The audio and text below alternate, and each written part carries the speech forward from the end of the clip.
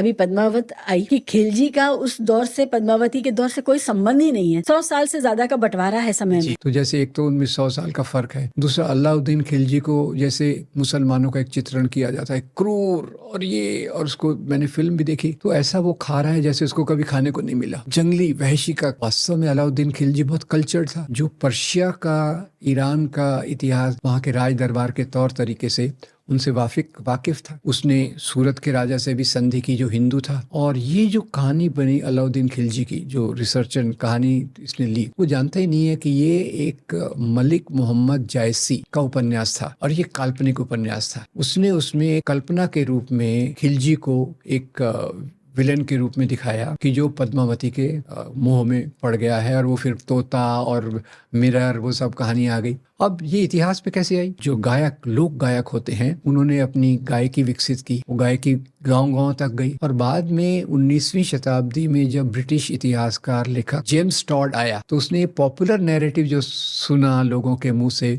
उसको उसने दर्ज कर दिया और उसके आधार पे अलाउद्दीन खिलजी की कहानी बन गई। जबकि इस प्रकार का कोई इतिहास में सबूत है ही नहीं कि पद्मावती नाम की ऐसी कोई महिला थी जिसके लिए अलाउद्दीन खिलजी अपना पूरा राजपाट छोड़कर वो उसके पीछे आया। और सबसे ज्यादा हास्यास्पद है कि एक तोता बयान कर रहा है।